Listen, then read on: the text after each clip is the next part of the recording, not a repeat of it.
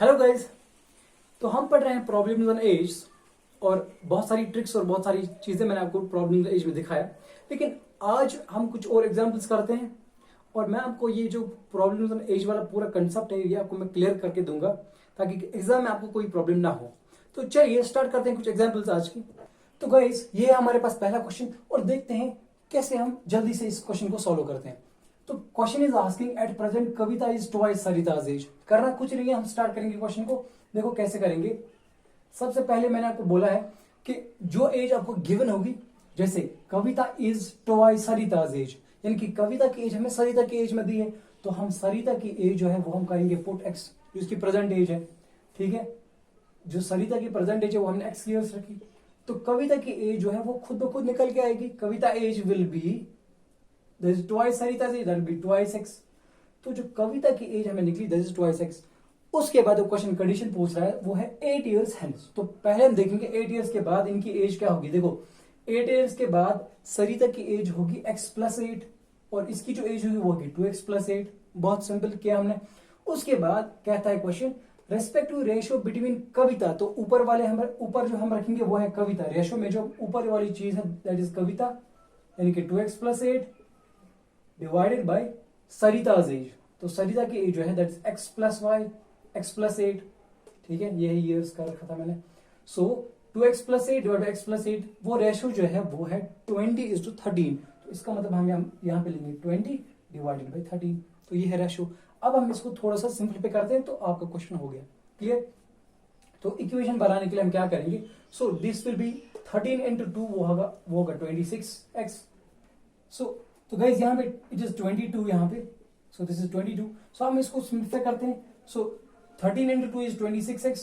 So 13 into 8 that is 104 equal to, अब इन दो का आपस में मल्टीप्लाई करेंगे नीचे वालों का ऊपर वाले नीचे वाले के साथ। So 22 into x is 22x plus बीच में प्लस है। So 22 into 8 that is 176। अब इसको थोड़ा सा सिंप्लीफाई करना है तो यहां से जो बड़ा है दैट इज 22x, क्योंकि जो हम x वाले जो है वो हम कंबाइन करेंगे। सो 26x यहां से ये छोटा जो है ये यहां लाएंगे ताकि ये माइनस बनेगा। सो 22x इक्वल टू यहाँ पे ऑलरेडी 176 है, इसको हम यहां लाएंगे तो 104 यहां से।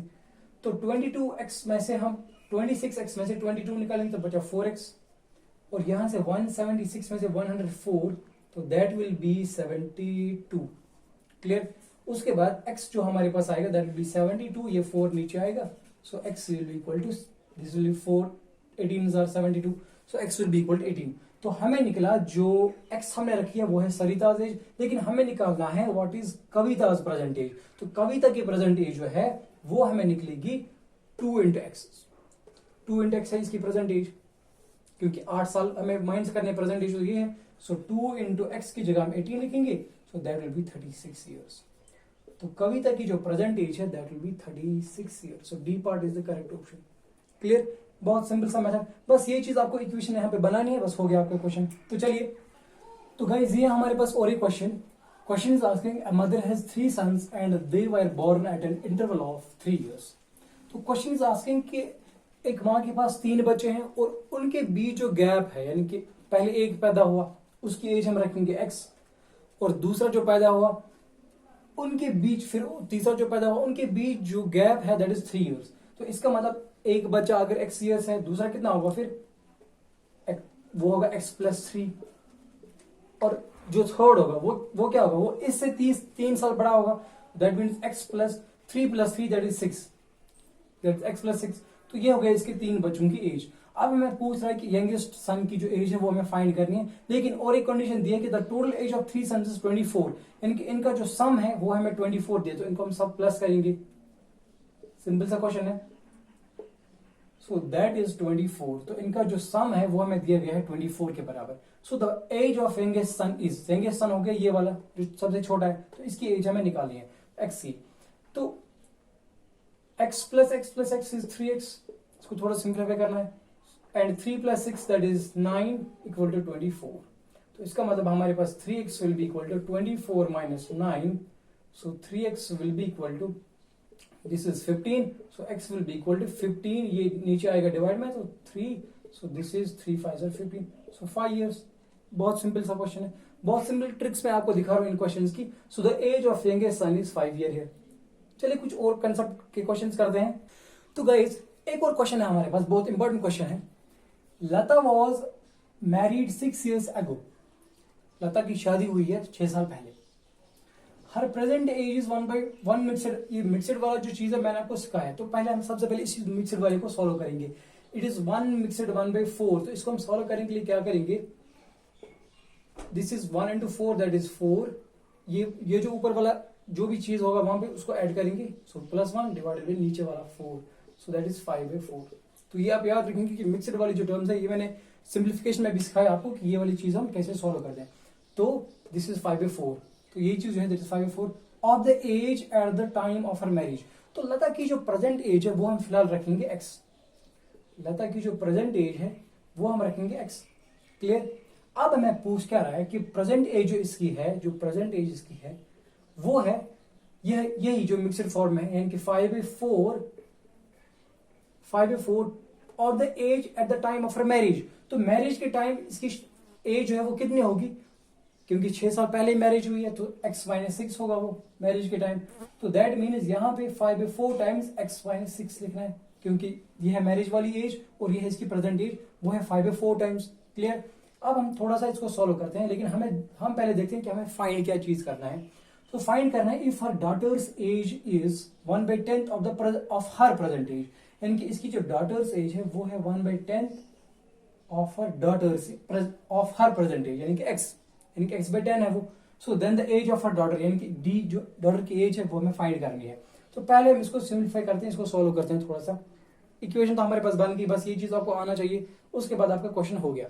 तो क्या करेंगे, इसको मैं से x into 4 that is 4x equal to 5 into x is 5x minus 5 6 30। Clear यहां तक। अब हम इसको थोड़ा सा और सिंप्लीफाई करते हैं। देखो मैंने आपको सिखाया जो बड़ा होगा उसको वहीं पे रखना है, तो 5x को यहीं रखेंगे, ठीक है। 4x को हम यहाँ लाएंगे, तो -4x। 30 जो है ये यहाँ आ जाएगा -30, तो +30 बनेगा। So 5x minus 4x is x, so x is equal to 30। तो x जो है इसका वैल्यू हमारे पास आ गया 30, यानी कि प्रेजेंट एज जो है इसकी वो 30 ईयर्स। तो इसकी डॉटर्स एज कितनी होगी, वो तो छोटी बच्ची होगी। फिर इसका मतलब जो डॉटर है दैट इज 30 बाई, क्योंकि x है यहाँ पे, डिवाइड बाई 10 है, सो 30/10, so this will B 3 years. ठीक है, 10 3 30, सो डॉटर्स जो प्रेजेंट एज है that will B 3 years. 3 years option जो है हमारे पास दैट इज सी। तो ये ऑप्शन है। तो बहुत सिंपल सी ट्रिक मैंने आपको दिखाई कि ऐसे क्वेश्चन को हम कैसे सॉल्व करेंगे। Clear guys. चलिए सो गाइस एक और क्वेश्चन है हमारे पास, देखते हैं इस क्वेश्चन को हम कैसे करते हैं, ताकि आपको और कुछ जो ट्रिक्स है वो कुछ मेथड्स आपको पता चले। The average age of a woman and the daughter is 16 years. Clear. So इसको हम कैसे पहले करेंगे सॉल्व। देखो कंसेप्ट जो है वो आपको बिल्ड होना चाहिए। एवरेज का मतलब होता है यानी सम ऑफ डिवाइड बाय जितने वो होंगे नंबर्स। तो एवरेज का मतलब अगर हम वुमेन की एज जो है वो हम रखेंगे x और इसकी जो डॉटर्स एज है वो हम रखेंगे y फॉर एग्जांपल। ठीक है। तो देखो गाइस एवरेज जो है इनका यानी कि x प्लस वाई बाई 2, दो नंबर का एवरेज तो ये होता है ना, x प्लस वाई बाई 2, वो हमें दिया गया है 16। तो होगी पहली चीज। और दूसरी चीज जो है the ratio of their age से 7:1, यानी कि x बाई वाई यानी कि रेशो जो है हमारे पास वो दिया है 7/1। क्लियर। उसके बाद अब यहाँ पे आप y बाई एक्स भी लिख सकते हो, लेकिन रेशो ऑफ वुमेन जो होगी वो बड़ी होगी डिवाइड वाई, यानी कि उसकी डॉटर जो होगी वो उससे छोटी होगी। ये तो बड़ा है यानी कि 7/1 को हम 7 लिख सकते हैं, बड़ा ये तभी निकलेगा जब नीचे छोटा होगा। तो दिस इज 7/1, तो ऊपर x ही आएगा। ठीक है। So what is women's age, यानी कि वुमेन्स एज जो है x हमें निकालना है। ठीक है गाइस। तो हम क्या करेंगे इसके लिए, यहां से हम या तो y का या तो x का वैल्यू निकालेंगे। चलो हमें x तो फाइंड करना है, इसलिए हम y का वैल्यू जो है वो यहाँ पे हम सब्स्टिट्यूट करेंगे यहां से, इस इक्वेशन से। तो यहाँ पे हमें y का जो वैल्यू आएगा y into 7 that is 7y equal to x। ठीक है, 7y इक्वल टू x, तो y will be equal to x by 7। Clear यहां तक। नाउ इस y को मैं यहाँ पे पुट करता हूँ। सो x प्लस बेसिक मैथ्स आपको सिखा रहा हूँ। सो y प्लस y की जगह आएगा x बाई 7। ये 2 जो है ये पहले इसको मल्टीप्लाई करके रखेंगे। सो 16 इंटू 2 दैट इज 32। क्लियर। अब यहाँ पे है x प्लस x बाई 7, इसको हम सिंप्लीफाई करेंगे। सो इसका क्रॉस मल्टीप्लाई हो जाएगा, 7 into x that is 7x plus x into 1 that is x divided by 7 equal to 32। So 7x plus x is 8x by 7 equal to 32। अब 7 से तो इसका कुछ होगा ही नहीं ना, तो इसको हम 8 से पहले सिंप्लीफाई करते हैं। सो 8 1 जार 8 4 जार 32। तो इसका मतलब x की जगह हमें अब क्या आएगा, यहाँ पे इक्वल है 4, ये जो 7 है डिवाइड में ये मल्टीप्लाई जाएगा, so into 4, so x will be equal to 16। So this is 7, 4 into 7 that is 28। So x हमें निकला 28। सो गाइज ये था इसका सिंपल सा तरीका, लेकिन मैं आपको और एक तरीका भी इसका सिखाता हूँ और देखते हैं वो तरीका हम कैसे करेंगे। तो गाइज ये तो था एक मेथड इसका। अब मैं दूसरा मेथड दिखाता हूँ, क्योंकि 28 हमारे पास ऑप्शन में है, सो 20 का ऑप्शन है। अब हम देखते हैं वैसे हमें 28 आता है कि नहीं। मैं आपको दूसरा ऑप्शन भी दिखाता हूँ ताकि आपको कोई प्रॉब्लम ना हो, आप इजीली ऐसे क्वेश्चन को सॉल्व करें। तो जो दूसरा मेथड है उसमें देखो रेशो तो आपको पता ही है, रेशो जो है इनकी एज का, यानी कि वुमेन की एज का और उसकी डॉटर की एज का जो रेशो है दैट इज 7:1। ठीक है, तो वुमेन की 7/1। सो वुमेन की एज में अगर लिखूं, अगर मैं डॉटर की रखूं x, ठीक है, तो वुमेन की जो एज है वो हमें रखनी पड़ेगी 7x, क्योंकि इनका रेशो है, यानी कि 1x 7x, यानी कि डॉटर की है 1x, वुमेन की है 7x। क्लियर नो, इसका मतलब, और इनका फिर एवरेज है, तो that means 7x plus x divided by 2 वो है बराबर 16 के। क्लियर, तो यहां से हम करेंगे 7x plus x that is 8x equal to 16 into 2 that is हो जाएगा 32। So x will be equal to 32, ये 8 जो है नीचे आएगा, सो दिस विल बी 8 1 8 4 32। तो x हमें निकला यहाँ पे 4।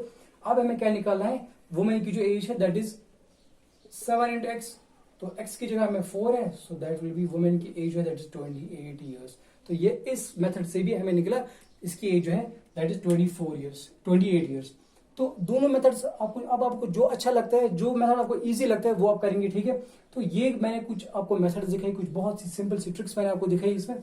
और आगे जो टॉपिक्स आने वाले हैं, जैसे हम जो पढ़ रहे हैं अभी, तो गाइस आगे मैं आपको पढ़ाने वाला हूँ टाइम एंड वर्क और टाइम एंड डिस्टेंस। वो बहुत ही अमेजिंग और बहुत ही इंटरेस्टिंग टॉपिक्स होने वाले हैं। आपको ऐसी ट्रिक्स, ऐसी चीजें सिखाऊंगा उसमें कि आपको टाइम एंड वर्क के आप क्वेश्चंस सिर्फ करेंगे नहीं, आप उनको ढूंढेंगे कि ये क्वेश्चंस कहाँ हैं। तो आपको मतलब आप ढूंढेंगे उन क्वेश्चंस को एग्जाम में भी कि हम कहाँ पहले, सबसे पहले हम यही क्वेश्चंस करेंगे।